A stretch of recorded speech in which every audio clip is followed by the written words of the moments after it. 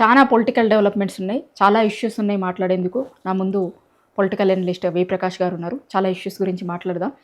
Sir నమస్తే. నమస్తే అమ్మ. ముందు పెద్ది సుదర్శన్ రెడ్డి గారి గురించి, ఉమ్మడి వరంగల్ జిల్లాకి సంబంధించినటువంటి నాయకుడు. అసలు అంటే ఎందుకు పెద్ద ఏజ్ కూడా కాదు, చాలా అంటే ఆయన చనిపోయిన తర్వాత చాలా విషయాలు బయటకు వచ్చినాయి. మీకు ఆయనతో ఉన్నటువంటి అనుబంధం ఏంది? దాని తర్వాత జరుగుతున్నటువంటి ఇష్యూస్ని ఎట్లా చూస్తారు? అంటే పార్టీ పెట్టిన కొత్తలో లోకల్ బాడీస్ ఎలక్షన్స్ వచ్చినాయి 100 రోజుల్లోపే. ఏప్రిల్ 27న మేము పార్టీ పెడితే టీఆర్ఎస్ జూన్లో ఎలక్షన్స్.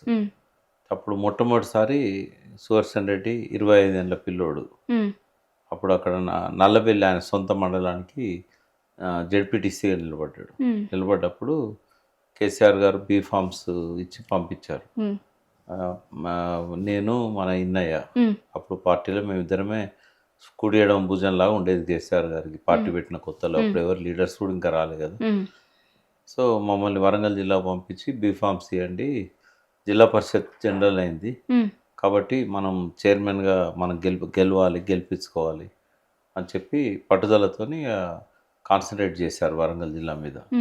నేనే స్వయంగా పోయి అప్పుడు బీఫామ్స్ జనగాం ఏరియాకేమో ఎన్ఐ తీసుకెళ్ళాడు, ఈ ములుగు నర్సంపేట అటు సైడ్ నేను తీసుకెళ్ళాను. మొట్టమొదటిసారి ఆయన చూడడం ఆ బీఫామ్ ఆయనకు నేనే పర్సనల్గా ఇచ్చాను. ఆయన మీద అప్పుడు వేం నరేందర్ రెడ్డిని తీసుకొచ్చి పోటీ పెట్టారు. ఎందుకంటే రేవూర్ ప్రకాష్ రెడ్డి ఎమ్మెల్యే అక్కడ టీడీపీ.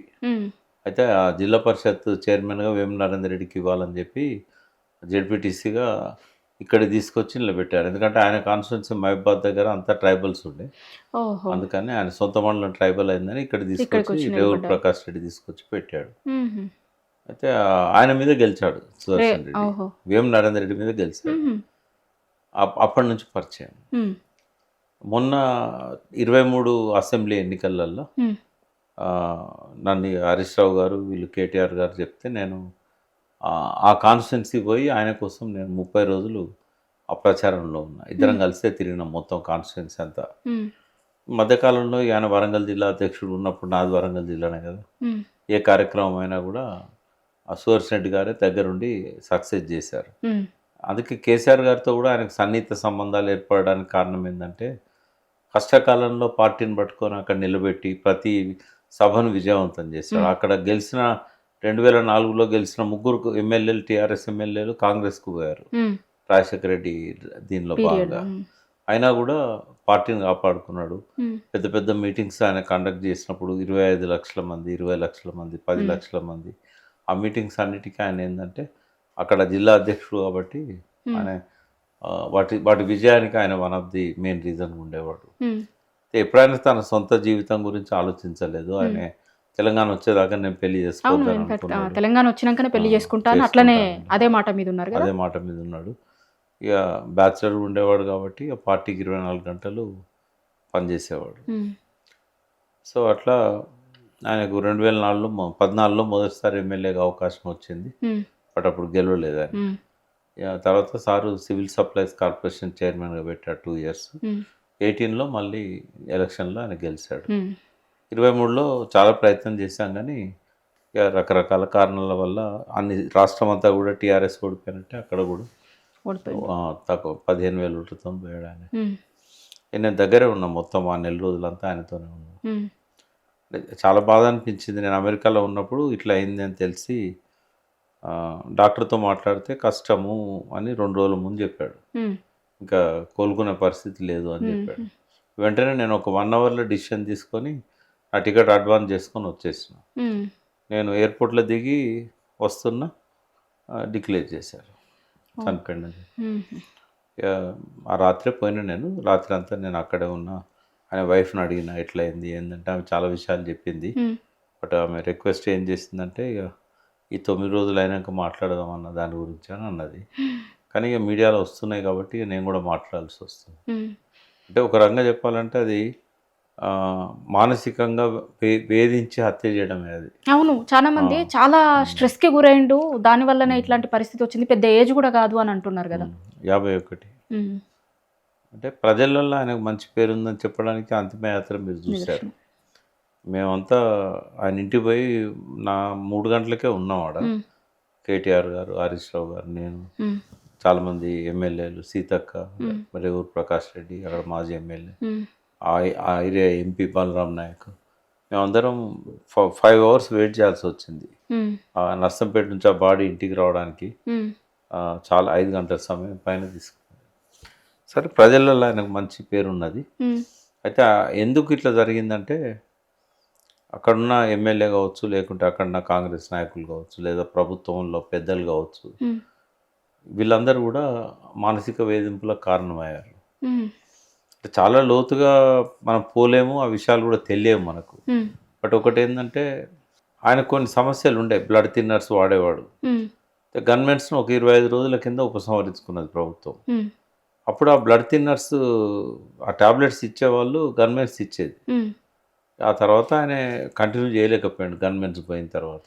ఉమ్, దానివల్ల బ్లడ్ బాగా థిక్ అయింది. ఉమ్, తర్వాత స్ట్రెస్ ఉన్నప్పుడు ఏమైందంటే ఈ థిక్నెస్ పెరుగుతుంది, రెడ్ బ్లడ్ సెల్స్ ఎక్కువ అవ్వడము, తర్వాత కార్టిజోల్ అనే హార్మోన్ వల్ల ఈ అది స్ట్రెస్ హార్మోన్ అది. ఉమ్, దానివల్ల ఏంటంటే ఈ రెడ్ బ్లడ్ సెల్స్ పెరగడం అనేది జరుగుతుంది ఉమ్, అన్నట్టు. 19 ఉన్నది హిమోగ్లోబిన్ ఆయన చనిపోయిన 48 అవర్స్ ముందు ఆయన ముందు. సోమాజిగూడ యశోదల వైద్య పరీక్షలు చేయించుకున్నాడు. ఉమ్, మరి అప్పుడు డాక్టర్ చూపెట్టుకున్నాడో లేదో తెలియదు, ఎందుకంటే మామూలుగా మనం టెస్టులు చేయించుకున్నప్పుడు మన ఫోన్కి వస్తుంది ఉమ్, రిపోర్ట్స్ వస్తాయి. రిపోర్టు. ఆ రిపోర్ట్ నా దగ్గర ఉన్నది. ఉమ్, ఆ రిపోర్ట్ చూసి నేను షాక్ అయినా. ఉమ్, అంటే స్ట్రెస్ ఏ మేరకు ఉన్నదని చెప్పడానికి ఆ రిపోర్టే ఒక సాక్ష్యం. ఉమ్, హిమోగ్లోబిన్ ఆడవాళ్ళకైతే 12 ఉంటుంది, మగవాళ్ళకైతే 17 దాకా, 14, 17 మధ్య కూడా ఉంటుంది. కానీ 18, 19 ఉన్నది అంటే అది చాలా అబ్నార్మల్. అంటే అబ్నార్మలే కాదు, డేంజర్ జోన్ అది. ఉమ్, 19 ఉంది అంటే రక్తం గడ్డగట్టడానికి ఎక్కువ అవకాశాలని, ఈ స్ట్రోక్స్ రావడానికి, తర్వాత బ్లడ్లో గడ్డగట్టే స్వభావం వల్ల హార్ట్కు అది పోయి అక్కడ హార్ట్ బీట్ కాకుండా ఆపడానికి, ఉమ్, గుండెపోటు రావడానికి అది ఒక కారణం అవుతుంది. ఎవరైనా 19 దాకా హిమోగ్లోబిన్ పోయిందంటే అజాగ్రత్తగా ఉండకూడదు, ఉమ్, వెంటనే అడ్మిట్ కావాలి. ఉమ్, ఎందుకంటే హార్ట్ అటాక్ కదా, ఉమ్, వేరే ఏ ప్రాబ్లం వచ్చినా మనిషి బతుకుతాడు, అవును. ట్రీట్మెంట్ తీసుకునే సమయం ఉంటుంది. కానీ హార్ట్లో అవి చిక్కున్నాయంటే, ఆ గడ్డలు పోయి హార్ట్లో పంపింగ్కి అడ్డం పడ్డాయంటే ఇంకా ఆ హార్ట్ ఆగిపోతుంది. ఉమ్, అయితే ఎగ్జాక్ట్లీ అదే జరిగింది ఆయనకు. ఆ బ్లడ్ క్లాట్స్ ఏవైతే ఉన్నాయో, 19 హిమోగ్లోబిన్ ఉండడం వల్ల థిక్నెస్ ఎక్కువై గడ్డలు కట్టింది. ఉమ్, ఆ గడ్డలు పోయి గుండెల్లో ఆగిపోయినాయి. ఉమ్, ఎంత సిపిఆర్ చేసినప్పుడు అది కొంచెం డిస్టర్బ్ అయ్యి మళ్ళీ శ్వాస వచ్చింది. ఆ లోపలనే ఉమ్, ఆ శ్వాస రావడానికి, శ్వాస ఆగిపోవడానికి మధ్యలో ఉన్న ఆ పీరియడ్ ఏదైతే ఉన్నదో ఉమ్, అది కొద్దిగా ఎక్కువ ఉండడంతో ఏమైందంటే బ్రెయిన్కి బ్లడ్ సప్లై లేదు. హార్ట్ పంపింగ్ లేనప్పుడు బ్రెయిన్కి బ్లడ్ సప్లై ఉండదు. ఉమ్, ఆ న్యూరాన్స్ అనేటివి ఏవైతే ఉంటాయో ఉమ్, వాటికి ఒక 7-8 మినిట్స్ కంటే ఎక్కువ అయింది అనుకో, ఉమ్, అవి డెడ్ అవుతాయి. డెడ్ అయిపోతుంది. ఆ డెడ్ కావడం వల్ల కొంత పార్షియల్లీ బ్రెయిన్ డెడ్ అయింది. ఉమ్, దాన్ని రికవరీ చేసుకోవడానికి ఇక్కడ తీసుకొచ్చి మెరుగైన వైద్యం అందించారు. ఉమ్, ఆ గ్రీన్ ఛానల్ ద్వారా కేటీఆర్, హరీష్ రావు వీళ్ళు తీసుకొచ్చిన ప్రయత్నం ఏంటంటే, సరే న్యూరాన్స్ ఒకవేళ దెబ్బతిన్నా కూడా ఆ పక్కన ఉన్న న్యూరాన్స్ వాటి రెస్పాన్సిబిలిటీ తీసుకుంటుంది. ఉమ్, సో కొంత రికవర్ అవుతాడు, కొద్దిగా కాలయాపన జరిగినా కూడా రికవర్ అవుతాడని నమ్మకం ఉండే. ఉమ్, బట్ అన్ఫార్చునేట్లీ ఆయన మళ్ళీ గుండె అయిపోయింది. ఉమ్, ఆర్గన్స్ అన్ని పనిచేస్తూ ఉండే, ఉమ్, అందుకని హోప్తో వాళ్ళు పెట్టారు. అవును.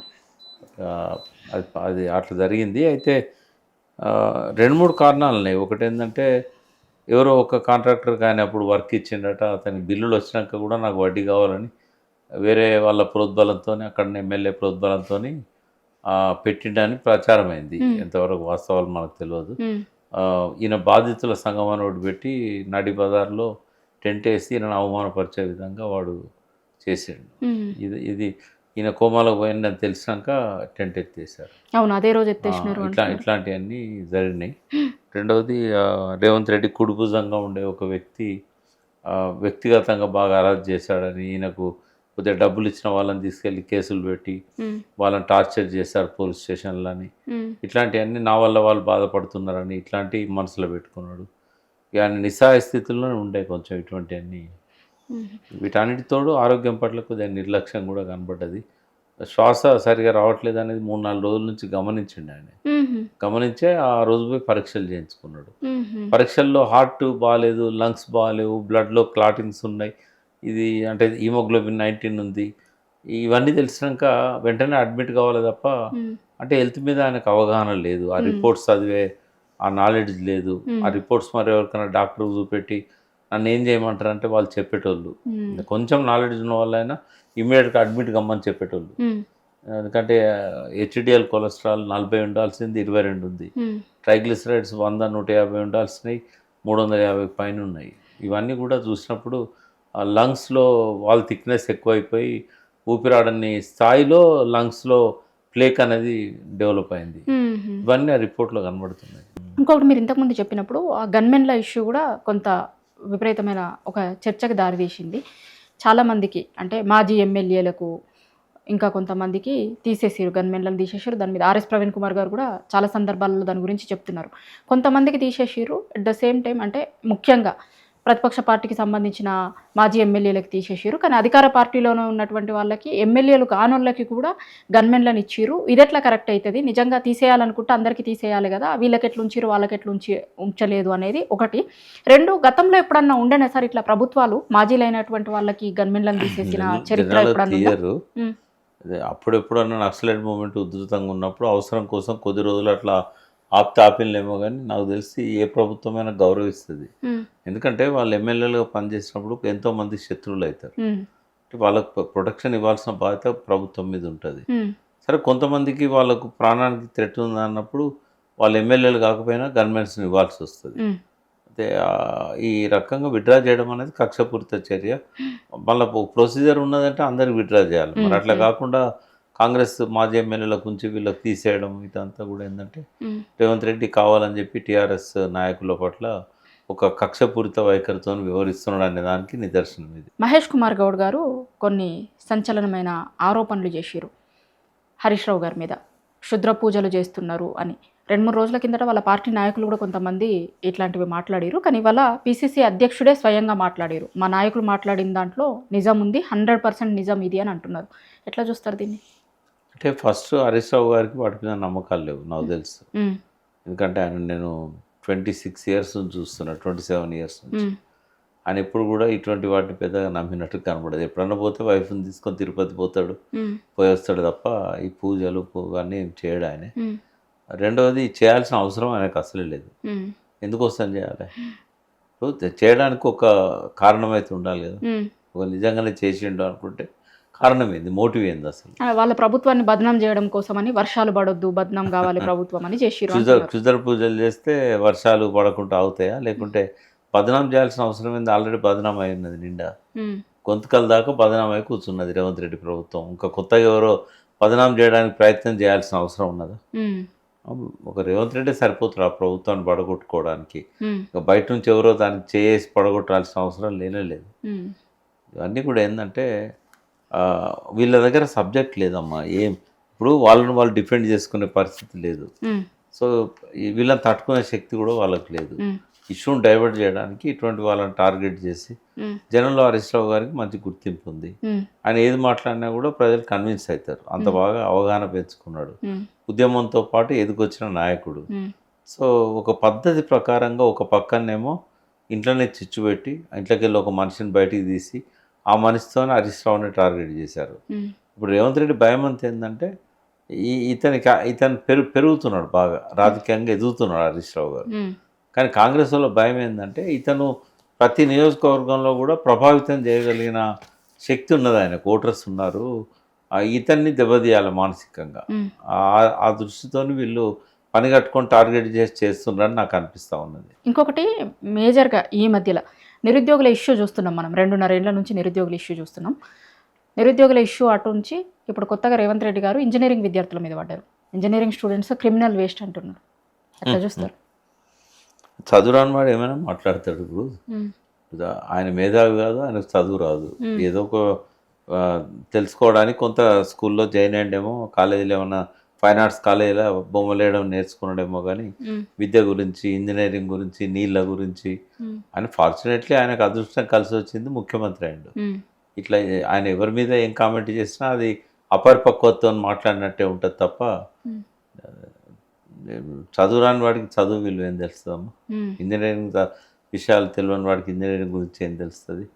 ఆయన చాలా పరుష పదాలు శ్యాంప్రసాద్ రెడ్డి విషయంలో కూడా వాడిండు ఆయన, చాలా టూ మచ్ అది.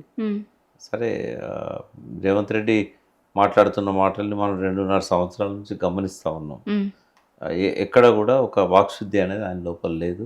ఇంజనీరింగ్ విద్యార్థులే దానికి సమాధానం చెప్పాలి, వాళ్ళే రియాక్ట్ కావాలి. ఆయన మాట్లాడిన మాటలకు సమాధానం చెప్పాల్సిన బాధ్యత కానీ రియాక్ట్ కావాల్సిన బాధ్యత కానీ ఇంజనీరింగ్ విద్యార్థుల మీద ఉంటుంది, ఇంజనీర్ల మీద ఉంటుంది. స్టూడెంట్స్ని కూడా కొంతమంది నిరుద్యోగుల్ని కూడా ఈ గతంలో ఇట్లాంటి మాటలు మాట్లాడారు, ఇంట్రెన్ తాగి సావం అనేలాంటి మాటలు.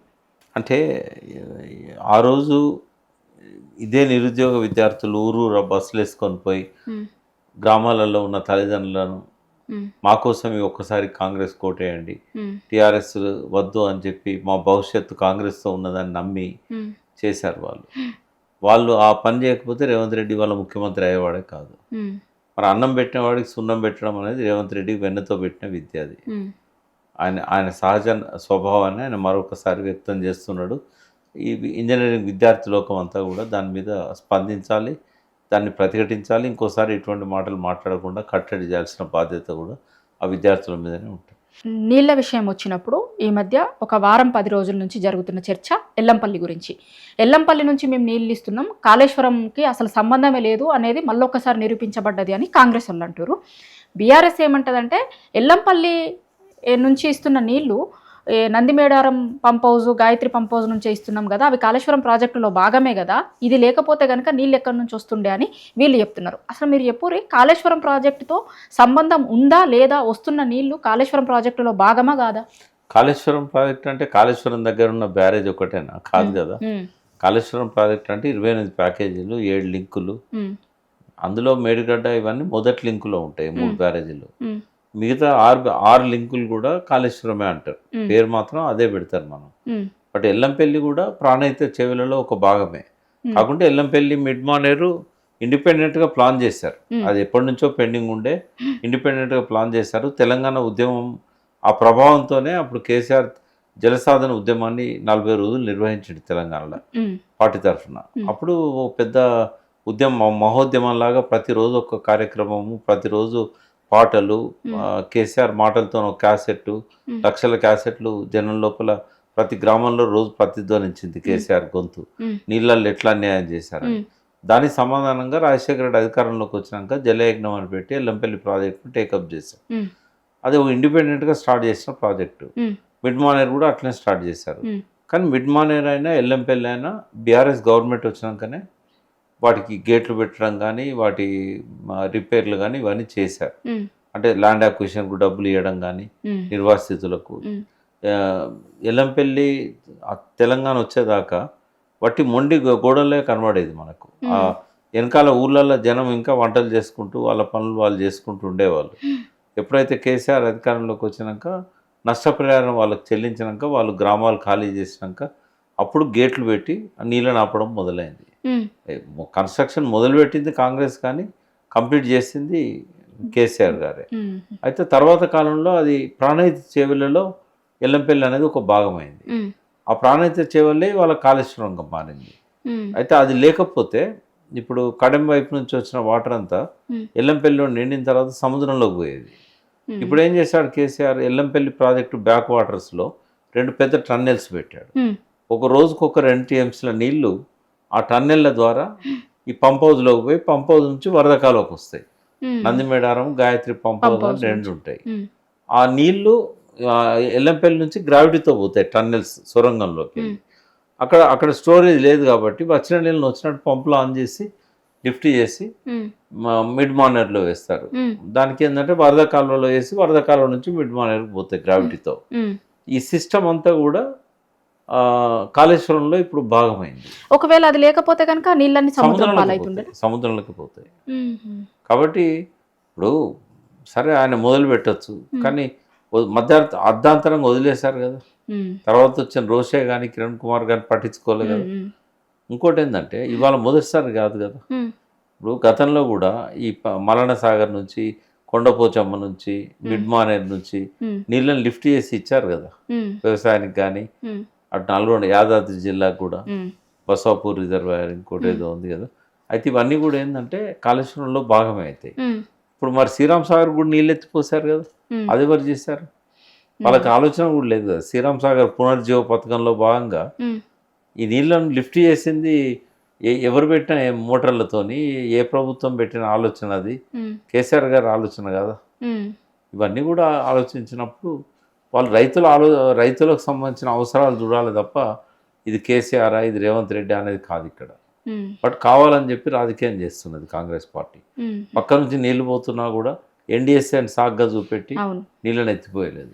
ప్రజలకు అర్థమైంది, రైతులకు అర్థమైంది. ఇవాళ రేవంత్ రెడ్డికి తెలియకపోవచ్చు నీళ్ళ గురించి, లేకుంటే తెలిసి తెలియనట్టు నటించవచ్చు, ప్రజలను అమాయకులు అనుకోవచ్చు, వాళ్ళకేం తెలియదని అనుకోవచ్చు.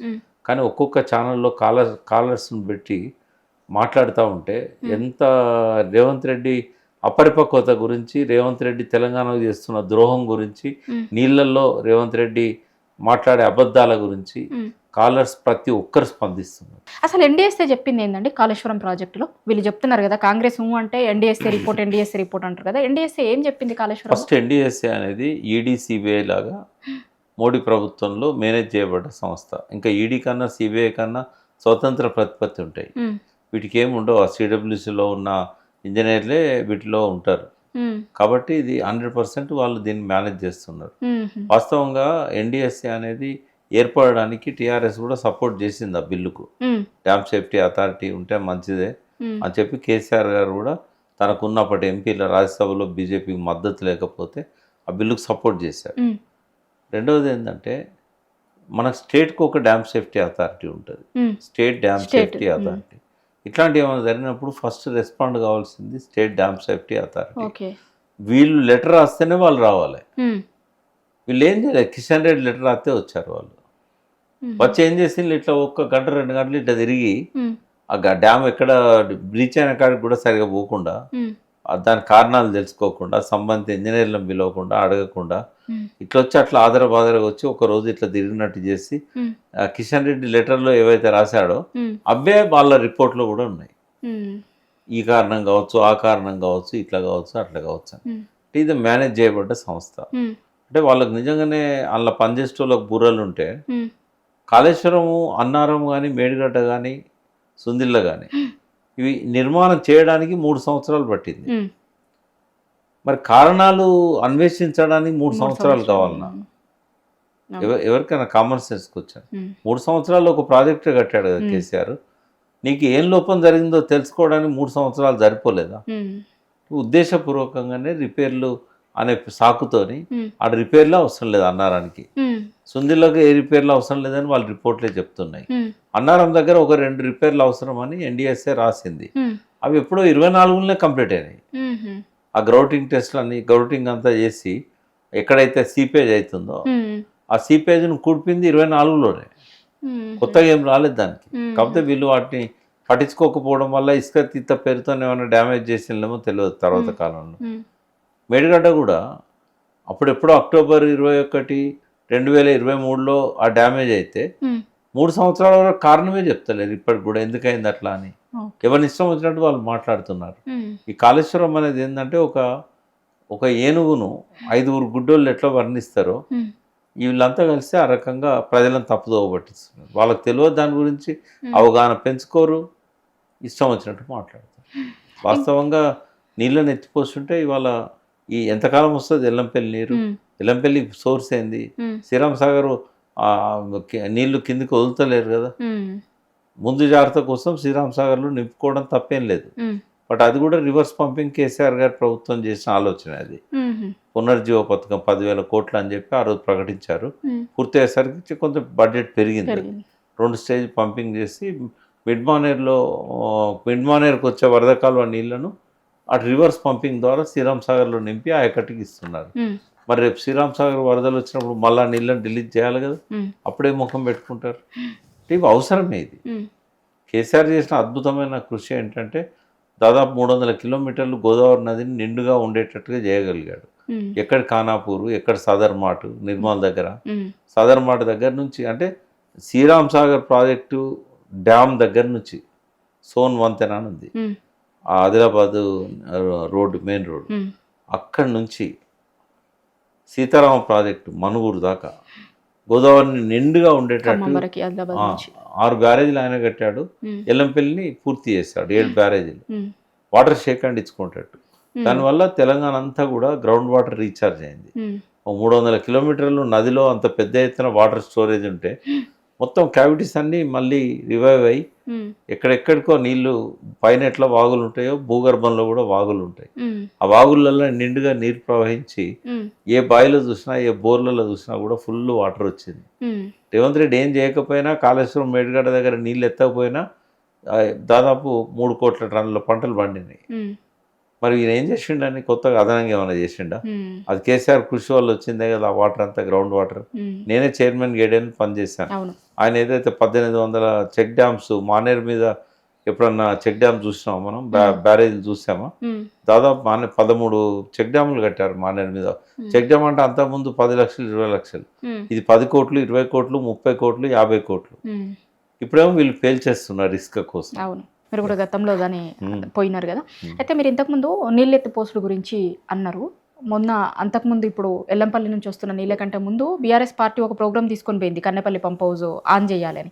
దాని తర్వాత రేవంత్ రెడ్డి గారు మాట్లాడారు. కాంగ్రెస్లో ఉన్న కొంతమంది ఏం మాట్లాడతారు అంటే, మీరు రిలీజ్ చేయాలి అంటారు నీళ్ళు, కానీ దాన్ని రిలీజ్ చేస్తే కనుక భద్రాద్రి మొత్తం కొట్టుకుపోతుంది, విపరీతమైన ప్రాణ నష్టం జరుగుతుంది అంటుండు. ఎంతవరకు నిజం ఉంది సార్ ఇందులో? మనం అంటే ఆ ఎత్తిపోయమన్నది ఒక 8 టీఎంసీలు. ఉమ్, ఎందుకంటే మనం అన్నారంలో స్టోర్ చేసుకున్నది ఒక 5 టీఎంసీలు ఉంటుంది. ఉమ్, సుందిలలో ఒక 3 టీఎంసీలు ఉంటే సరిపోతుంది పంపులకు అందాలంటే. ఉమ్, హైట్కి అందాలి కదా పంపుల అవును, హైట్. అవును. ఇప్పుడు ఎన్ని టీఎంసీలు పోతున్నాయి? రోజుకి 20 టీఎంసీలు పోతున్నాయి. ఉమ్, 1,00,000 క్యూసెక్కులు 2,00,000 క్యూసెక్కులు. ఉమ్, మరి భద్రాచలం కొట్టుకోపోతుందా? ఉమ్, అంటే ఈ పిచ్చి మాటలు తెలంగాణ ప్రజలకు అర్థమైనాయి. ఉమ్, ఈయన కావాలని మనల్ని తప్పుదోవ పట్టిస్తున్నాడు. ఉమ్, ఈ కొద్ది నీళ్లు పోతే రోజుకు 200-300 టీఎంసీలు పోతుంది గోదావరి నదిలో. ఉమ్, ఇప్పుడు 36 లక్షల క్యూసెక్కులు, ఒక 11,000 క్యూసెక్కులకు 1 టీఎంసీ, ఉమ్, 36 లక్షల క్యూసెక్కులు పోతాయి. ఉమ్, అప్పటికి కూడా భద్రాచలం సేఫ్ ఉంటుంది. ఉమ్, పోలవరం కట్టినాకనే భద్రాచలం మునిగిపోతుంది. ఈయన ఈ మేడిగడ్డ దగ్గర ఆపిన నీళ్ళని ఒక రాత్రి వదిలిపెట్టినా కూడా భద్రాచలానికి ఏం కాదు. ఉమ్, అది తెలుసు. అది ఎన్నోసార్లు అంటే నీళ్ళ మీద అవగాహన లేదు కాబట్టి ఏం చెప్పినా నమ్ముతారు ఉమ్. అని చెప్పి రేవంత్ రెడ్డి ఇట్లాంటి అబద్ధాలు సృష్టించారు. అంటే ఇంకొకటి, పోలవరం పూర్తయ్యే వరకు దీన్ని చెయ్యరు అనేది కూడా ఉంది కదా సార్? నిజం. మొదటి నుంచి చెప్తున్నాను నేను అన్నమాట. ఉమ్, పోలవరం పూర్తి అయితేనే ఉమ్, ఇక అందుకే నిజాము ఉమ్, 6వ నిజాం ఉమ్, రోజు పొద్దున్న లేచి ఆంధ్ర దిక్కు తిరిగి దండం పెట్టాడట. ఉమ్, ఓ రోజు పండితుడు అడిగిండు, ఉమ్, సార్ సూర్యుడు ఇటున్నాడు, ఉమ్, మీరు సూర్యుని దిక్కు తిరిగి దండం పెట్టాలి కానీ మీరు గడి దిక్కు తిరిగి దండం పెడుతుండ్రు ఏంటంటే, వాళ్ళు చల్లగా ఉండాలనయ్యా. ఉమ్, వాళ్ళు ఒకవేళ చల్లగా ఉండకపోతే మన మీద పడి రాబందులాగా పిక్క తింటారు. ఉమ్, అందుకే వాళ్ళు ఎప్పుడు చల్లగా ఉండాలి. ఉమ్, ఆ ధవళేశ్వరం దగ్గర డెల్టా పంటలు పండితేనే ఉమ్, వాళ్ళు మన మీదకి రారు, ఉమ్, లేకుంటే మన నీళ్ళన్నీ ఖాళీ చేస్తారు. ఉమ్, ఉమ్, ఆయన ఆ రోజుల్లోనే మొక్కునేవాడు. ఉమ్, ఇప్పుడు మన దగ్గర డెల్టా పంటల కోసం స్టోరేజ్ లేదు ఎక్కడ. ఉమ్, కాబట్టి మేడిగడ్డ దగ్గర మనం ఎప్పుడైతే నీళ్ళకి అడ్డుపడ్డామో ఉమ్, వాళ్ళకు నాట్లకు నీళ్ళు ఉండకపోయేది ఖరీఫ్లో. ఎందుకంటే ఇంద్రావతి శబర్ నుంచి నీళ్ళు వస్తాయి కానీ కొద్దిగా లేటుగా వస్తాయి. ఆడ ప్రాణహిత నుంచి ఎర్లీగా వస్తాయి. ఇక్కడనేమో నైరుతి ఋతుపవనాలు, అక్కడ ఈశాన్య ఋతుపవనాలు. ఉమ్, శబరిలో నీళ్ళు రావాలంటే సెప్టెంబర్, ఉమ్, మరి నాట్లు పడేది జూన్లో. అవును. మరి అప్పుడు ఎక్కడి నుంచి రావాలో వాళ్ళకి నీళ్ళు? ఉమ్, ప్రాణహిత నుంచే రావాలి. ఉమ్, కాబట్టి ప్రాణహిత మీద ఎప్పుడైతే బ్యారేజ్ కట్టిందో వాళ్ళకి నీళ్ళు వాళ్ళకి పోలేదు. నీళ్ళు లేకుండా అయిపోయినాయి. ఉమ్, కొత్తగా వచ్చే వాటర్ ఆపుతాం కదా, లిఫ్ట్ చేసుకుంటాం కదా మనం, అవును, మనకు కూడా నాట్లకు కావాలి అవును. కదా. సో అందుకని వాళ్ళు ఏం చేశారు, అంతకుముందు ఒక్క పంట పండించుకునేటోళ్ళు ఉమ్, సెప్టెంబర్లో వాళ్ళ ఈశాన్య ఋతుపవనాల నుంచి ఎక్కువ నీళ్ళు వస్తాయి కాబట్టి సెప్టెంబర్లో పండించుకునేటోళ్ళు. ఉమ్, వాళ్ళకి ఎక్కడ స్టోరేజ్ లేదు. ఇప్పుడు ప్రాణహిత ఇప్పుడు ఇంతకుముందు గోదావరి నదిలో ఉమ్, శ్రీరామ్ సాగర్ ప్రాజెక్టు దగ్గర నుంచి ధవళేశ్వరం దాకా ఉమ్, ఎక్కడ కూడా స్టోరేజ్ లేదు. ఉమ్, ఎందుకు బ్యారేజీలు కట్టలేదు మన దగ్గర? ఉమ్, కేసీఆర్ 3 ఏళ్లలో 7 బ్యారేజీలు కంప్లీట్ చేశాడు కదా. ఉమ్, మరి వాళ్ళు ఒక్క బ్యారేజ్ కూడా 57 ఏళ్లలో ఎందుకు కట్టలేదు? ఉమ్, అంటే వాళ్ళ ఖరీఫ్లో నాట్లకు తెలంగాణ నీళ్లు కావాలి, ఉమ్, రబీలో చివరి తడులకు మళ్ళీ తెలంగాణ నీళ్ళే కావాలి. ఉమ్, కాబట్టి ఖరీఫ్లో ఏం చేసేటోళ్ళు, మన దగ్గర వర్షాలు పడ్డ నీళ్ళన్నీ కూడా కుంటలల్లో చెరువులల్లో ఆగకుండా ఉమ్, ఆ పుడిగే తీయకపోయేటోళ్ళు. ఉమ్, 40-50 ఏళ్ళు పుడిగే తీయకపోయే వరకు ఏమైందంటే కప్పుల్లాగా ఉన్న చెరువులు సాసర్లాగా అయినాయి. సార్ చెప్పేవాడు కదా అవును. గంగాలలాగా ఉండేటి ఈ తాంబాలలాగా అయినాయి అని. ఎందుకంటే పుడిక చేరి చేరి చేరి చేరి మొత్తం నిండిపోయింది. అన్ని పనులకు డబ్బులు ఇష్టోళ్ళు కానీ ఆ పుడిక తీయడానికి డబ్బులు ఇష్టోళ్ళు కాదు. ఆ వచ్చిన డబ్బులు కూడా మ్యానిటేషన్కి ఆంధ్రకు పోయేది, తెలంగాణ రాకపోయేది. ఒక్క చెరువు మీరు అప్పుడు జర్నలిస్ట్ ఉన్నారు, రాత్రి భారీ వర్షం 100 చెరువులో గండి అనే డింగులు ఒక చెరువు తెగిందంటే 100 చెరువులు తెగుతాయి. తెగినప్పుడు ఏమవుతుంది, గలగల గోదావరి తరలిపోతుంటుంది, బిరబిర కృష్ణమ్మ పరుగులు ఇడుతుంటుంది, రాజమండ్రి విజయవాడలో బంగారు పంటలు పండుతాయి, మన దగ్గర ముంగిళ్ళల్లో శవాలు ఉంటాయి, ఆత్మహత్యలు ఉంటాయి, వాల్సలు ఉంటాయి. ఇట్లా 57 ఏళ్ళు మనల్ని గోసపుచ్చుకున్నారు. ఇప్పుడు ఏంటంటే వాళ్ళకు అనుకూలంగా ఉండే మనిషిని ఇక్కడ ముఖ్యమంత్రిగా పెట్టుకొని ఇప్పుడు మళ్ళీ గదే కథ తీసుకొచ్చారు. బ్యారేజీలు కట్టి కూడా ఫలితం లేకుండా అయిపోయింది. అవసరమైనప్పుడల్లా పేలుస్తూనే ఉన్నారు బ్యారేజీలను. ఇది అర్థమైతేనే మేడిగడ్డ బ్లాస్ట్ అనేది అర్థమవుతుంది. ఇది అర్థమైతేనే రేవంత్ రెడ్డి అన్నారంను ఎందుకు బ్లేమ్ చేస్తున్నాడు, ఎన్డీఎస్ఏ సాగు చెప్పి ఎందుకు ఎత్తట్లేదు అనేది అర్థమవుతుంది. అందుకే కాళేశ్వరం అర్థం కావాలంటే 57 ఏళ్ళు ఎందుకు బ్యారేజీలు కట్టలేదో అర్థం కావాలి, ధవళేశ్వరం ఆనకట్ట వద్ద ఉన్న లోపం ఏందో అర్థం కావాలి. అది అర్థమైతేనే పోలవరం అయ్యేదాకా వీళ్ళు నీళ్ళు ఇది బాగు చేయరు అనేది అర్థమవుతుంది. దానికి కూడా లింక్ ఉంటుంది. ఆయన తెలంగాణ ప్రజల ఆకాంక్షల కోసం అవసరాల కోసం రేవంత్ రెడ్డి పరిపాలన చేయట్లేదు, చంద్రబాబు నాయుడు అవసరాల కోసం చేస్తున్నాడు. రాష్ట్ర రాజకీయాలు ఇట్లుంచితే దేశ రాజకీయాలలో మొన్న బీహార్లో ఒక ఉప ఎన్నిక జరిగింది. ప్రశాంత్ కిషోర్ అక్కడ గెలిచిండు, కానీ అది ఒక ఉప ఎన్నికగా చూడొద్దు, చాలా మార్పులకి కారణం కాబోతోంది అనే చర్చ జరుగుతుంది. ఎందుకంటే ఆయన బీజేపీ జాతీయ అధ్యక్షుడు ఖాళీ చేసిన సీట్లో దగ్గర దగ్గర 19,000 మెజార్టీతోని ప్రశాంత్ కిషోర్ గెలిచిండు. నితిన్ నబీన్ ఫ్యామిలీ దగ్గర దగ్గర 30 ఏండ్ల నుంచి ఏకఛత్రాధిపత్యంగా అక్కడ గెలుస్తుంది, బీజేపీకి కంచుకోట. అట్లాంటి ప్లేస్లో ఈయన గెలవడము ఆ బీహార్లో జరిగినటువంటి ఉప ఎన్నికగా చూడొద్దు, దాన్ని చాలా అంటే దేశంలో మార్పుకి ఒక కారణంగా చూడాలి అని ఒక చర్చ జరుగుతుంది. ఎట్లా చూస్తారు ఈ మొత్తం? అంటే దాన్ని విడిగా చూడొద్దు, ఆయనే చెప్పాడు. ఇవాళ జన్జీ ఏదైతే మన కాక్రోచ్ జనతా పార్టీ స్టార్ట్ అయ్యి జంతర్ మంతర్ దగ్గర జరిగిన అదంతా చూసినాం కదా, దాని ఇంపాక్ట్ యూత్ మీద ఉన్నది. యూత్ వాళ్ళ మార్పు కోరుకుంటున్నారు కాబట్టి మార్పు కోరుకుంటున్న క్రమంలో ప్రశాంత్ కిషోర్ని గెలిపించారు. ప్రశాంత్ కిషోర్ లాంటి వాళ్ళు యూత్ వెనకాల ఉండి గైడ్ చేయాలి. ఇప్పుడు ఇవాళ ఏది ఏమైనా కూడా దేశవ్యాప్తంగా యూత్లో ఒక ఆగ్రహం అనేది పెళ్ళిపుతున్నది. దాన్ని ఛానలైజ్ చేయడానికి వీళ్ళు ఉపయోగపడితే కనుక రాబోయే రోజుల్లో కొంత రాజకీయాలలో మార్పులు ఉండే అవకాశం ఉంటుంది దేశ రాజకీయాలలో. దక్షిణ భారతదేశంలోనేమో ప్రశ్నించే గొంతులు ఉన్నాయి, ప్రజల అవసరాల కోసం ఉద్యమాలు జరుగుతున్నాయి. కానీ నార్త్ ఇండియా అలా అట్లా లేదు, బీజేపీది ఏకఛత్రాధిపత్యం ఉన్నది, ఎదుర్కొనే వాళ్ళు లేరు. సో అక్కడనే ఈ ప్రతిఘటన ఎక్కువైతున్నది. కాబట్టి ప్రశాంత్ కిషోర్ది ఉప ఎన్నిక అయినా కూడా అదొక ట్రెండ్ సెట్టర్గా ఉండిపోతుంది. రేపు రాబోయే బీహార్ ఎన్నికలలో తప్పకుండా ఆయన మార్క్ అనేది కనబడుతుంది మనకు. అంటే ఈ మధ్యనే ఒక 2 పెద్ద ఇన్సిడెంట్స్, కేంద్ర మంత్రి రిజైన్ చేయాలని వాళ్ళందరూ ధర్నా చేసుడు, కేంద్ర మంత్రి రిజైన్ చేసుడు, బీజేపీ కంచుకోటలో బీజేపీ ఓడిపోవడం, 2 ఒక మేజర్ షాకులు లాంటివి అనుకోవచ్చా బీజేపీ? మూడవది కూడా ఉంది. మూడవది ఏంటంటే బిల్లు పెడతామని చెప్పి ప్రకటించి ఇప్పుడు ఆ బిల్లును వెనక్కి తీసుకున్నారు, డీలిమిటేషన్ బిల్. అంటే ఇప్పుడు ఎలక్షన్లో పోతే ఈ కాక్రోచ్ జనతా పార్టీ దెబ్బ మనకు తగులుతుంది. అంటే వాళ్ళు రాజకీయ పార్టీ పెట్టుకోకపోవచ్చు, రిజిస్ట్రేషన్ చేయకపోవచ్చు, కానీ యూత్లో పెళ్ళుపుతున్న ఆగ్రహాన్ని సుప్రీంకోర్టు పసిగట్టింది కాబట్టే ఆ ధర్మేంద్ర ప్రధాన్ రాజీనామా చేయాలని చెప్పింది. లేకుంటే సుప్రీంకోర్టు అటువంటి నిర్ణయాలు తీసుకోదు. ప్రజల్లో వస్తున్న స్పందన, ప్రజల్లో ఉన్న ఆగ్రహం ఇదంతా కూడా కోర్టు న్యాయమూర్తులు గమనిస్తారు. కాబట్టి వాళ్ళకున్న డిస్క్రిప్షన్ ఉపయోగించి ప్రజల ఆకాంక్షల ప్రకారంగా ఆ తీర్పు సక్రమమే అని చెప్పేసి వాళ్ళు అనుకొని ఇచ్చారు.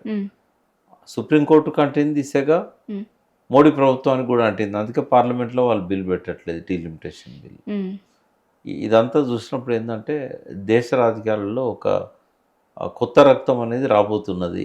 ఇవాళ కాకపోయినా రేపైనా దానికి ఒక పార్టీ నిర్మాణం జరుగుతుంది. వాళ్ళకి గైడ్ చేసే వాళ్ళు కూడా వస్తారు. అరవింద్ కేజ్రీవాల్, ప్రశాంత్ కిషోర్, యోగేంద్ర యాదవ్ లాంటి వాళ్ళు కావచ్చు, ప్రశాంత్ భూషణ్ లాంటి వాళ్ళు కావచ్చు, దేశవ్యాప్తంగా ఉన్న ప్రశ్నించే గొంతులు కావచ్చు, ఈ జంజీకి తోడుగా ఉంటారు. కాబట్టి అది డెఫినెట్గా షేక్ చేసింది అమిత్ షా మోడీని. బీహార్ గురించి ఎక్కువ చర్చ జరుగుతుంది, కానీ నిజానికి 3 రాష్ట్రాలలో ఉప ఎన్నికలు జరిగినాయి. మధ్యప్రదేశ్ ఒకటి, బీహార్ ఒకటి, గుజరాత్ ఒకటి. వాళ్ళు నిజానికి గుజరాత్లో ఒకటే దగ్గర గెలిచిరు, 2 రాష్ట్రాలలో ఓడిపోయారు. గుజరాత్లో కూడా మెజారిటీ చాలా తగ్గింది అంటున్నారు. 3 రాష్ట్రాలు 3 ఉప ఎన్నికలు, తీర్పు ఎట్లా? మధ్యప్రదేశ్ది వాస్తవంగా కాంగ్రెస్ ప్రభుత్వాన్ని కూల్చి పోయినసారి బీజేపీ అధికారంలోకి వచ్చి మళ్ళీ ఎలక్షన్లో నెగ్గింది. ప్రజల్లో అక్కడ కూడా ఏంటంటే కొంత అసంతృప్తి స్టార్ట్ అయింది. వీళ్ళు 3 సార్లు వరుసగా ఉన్న ప్రభుత్వాల తర్వాత కాంగ్రెస్ని గెలిపిస్తే కమల్నాథ్ను కంటిన్యూ కానియలేదు వాళ్ళు. సో ఈ వరుసగా ఉండే వరకు ఏంటంటే ప్రజల లోపల డెఫినెట్గా యాంటీ ఇన్కంబెన్సీ ఎక్కువగా ఉంటుంది. అది మనం ఈ ఎన్నిక రూపంలో అది మనకు కనబడ్డది. డెఫినెట్గా రాబోయే రోజుల్లో మధ్యప్రదేశ్లో కాంగ్రెస్ పార్టీకి అవకాశాలు పెరుగుతాయి. గుజరాత్ అంటే వాళ్ళు ఇంకొన్ని గెలవనియరు, అన్ని రకాలుగా వాళ్ళు ఆపగలుగుతున్నారు. కానీ ఈ కాక్రోచ్ జనతా పార్టీ కనుక దేశవ్యాప్తంగా వీళ్ళు ఉత్తర భారతదేశంలో ప్రధానంగా వాళ్ళ ఉద్యమాన్ని కనుక ఎక్కువ తీవ్రతరం చేస్తే గుజరాత్లో కూడా షేక్ అయ్యే అవకాశం ఉంటుంది. బీహార్లో అయితే ట్రెండ్ క్లియర్ కనబడతా ఉంది మనకు. కాబట్టి ఇవి ఒక ఇండికేటర్ లాగా చూడొచ్చు. కాకపోతే ఉప ఎన్నికలు కాబట్టి అక్యురసీ ఇట్లే ఉంటుంది అంటే ఉండదు. బట్ ఒక ట్రెండ్ అయితే క్రియేట్ అవుతున్నదని చెప్పడానికి ఇవి మనకు ఉదాహరణ కనబడుతుంది. అంటే నిజంగా నెక్స్ట్ ఎన్నికలలో జెన్జీ అనేది డిసైడింగ్ ఫ్యాక్టర్గా ఉంటుందని నేను అనుకుంటున్నాను. ఎక్కడైతే ప్రజల ఆకాంక్షల మేరకు పార్టీలు పనిచేస్తాయో అక్కడ జెన్జీకి అవకాశం లేదు. ఎక్కడైతే పనిచేయవో అక్కడ జెన్జీ ఉంటుంది. అంటే ఈ జెన్జీ గురించి మొన్న ఢిల్లీలో జరిగిన ఉద్యమం గురించి చర్చ వచ్చిన ప్రతిసారి కూడా మన దగ్గర దాంతో కూడా కంపారిజన్ చేస్తారు. అక్కడేమో కాంగ్రెస్ పార్టీ వాళ్ళని సపోర్ట్ చేస్తే వాళ్ళ కోసమని మోడీ ఇంటి ముందు రాహుల్ గాంధీ పోయి ధర్నా చేస్తే, ఇక్కడ మాత్రం స్టూడెంట్స్ మాకు ఉద్యోగాలు ఇయ్యిర్రి ఇంకొకటి అని రోడ్ల మీదకి వస్తే వాళ్ళ మీద చేస్తున్న లాఠీ చార్జీని చూసినాం. ఇక్కడ యువత మీద కాంగ్రెస్ పార్టీ అవలంబిస్తున్న విధానానికి అక్కడ వాళ్ళు చేస్తున్న దానికి రెండు పరస్పర విరుద్ధంగా. ఇక్కడ కాంగ్రెస్ ప్రభుత్వం ఉందని ఎవరమ్మా అనేది? పేపర్ మీద కాంగ్రెస్ ప్రభుత్వం, అది పక్క మోడీ ప్రభుత్వం, చంద్రబాబు ప్రభుత్వం ఇక్కడ నడుస్తున్నది. ఇప్పుడు పేరుకు కాంగ్రెసే కానీ ఆయన మనిషి కాంగ్రెస్ పార్టీలో ఉన్నాడు, ఆయన మనసు మాత్రం మోడీ అండ్ చంద్రబాబుతో ఉన్నది, రేవంత్ రెడ్డిది. ఇది మొదటి నుంచి నేను చెప్తున్నా, అందరు కూడా గమనిస్తున్నారు. కాబట్టి రేవంత్ రెడ్డిని ఎవరు కాంగ్రెస్ ముఖ్యమంత్రి అని అనుకోరు. ఆ దిక్కుమాలిన పార్టీ ఏంటంటే ఈయనను వదిలించుకోవడానికి వాళ్ళకి ఇబ్బంది ఉన్నది. ఏంటంటే ఈయన దించితే ఈ ఎమ్మెల్యేలను తీసుకుపోయి ఎక్కడ పార్టీ పెట్టి నేరుగా బీజేపీలో కలుస్తాడేమో, మన పేరుతో ప్రభుత్వం అవుతుంది, ఎన్నికలు వచ్చినప్పుడు మనకి ఇవ్వాల్సింది ఇస్తున్నాడు అని చెప్పి అట్లా కాంప్రమైజ్ అయ్యారు తప్ప వాళ్ళకు కూడా స్పష్టంగా తెలుసు. ఇప్పుడు 2 సంవత్సరాల కింద దిగ్విజయ్ సింగ్ను ఒక ఐఏఎస్ ఆఫీసర్, ఆయనతో బాగా చనువుగా ఉండే మన తెలంగాణ బిడ్డ కలిసినప్పుడు దిగ్విజయ్ సింగ్ను అడిగిండట, సార్ ఏంది మీ కాంగ్రెస్ పార్టీ ముఖ్యమంత్రి ఇట్లా చంద్రబాబుతోని బీజేపీతో అంటగా అవుతున్నాడు కదా అంటే, ఆయన మా పార్టీలో పేరుకే ఉన్నాడు తప్ప మా మనిషిని మేము అనుకోవట్లేదని 2 years కింద చెప్పాడు దిగ్విజయ్ సింగ్. ఆయన మేమేం కంట్రోల్ చేసే పరిస్థితులు లేమని చెప్పాడు. ఈ 2 ఏళ్లలో తొండ ముదిరి ఊసర వెళ్ళైంది. Thank you sir. Thank you.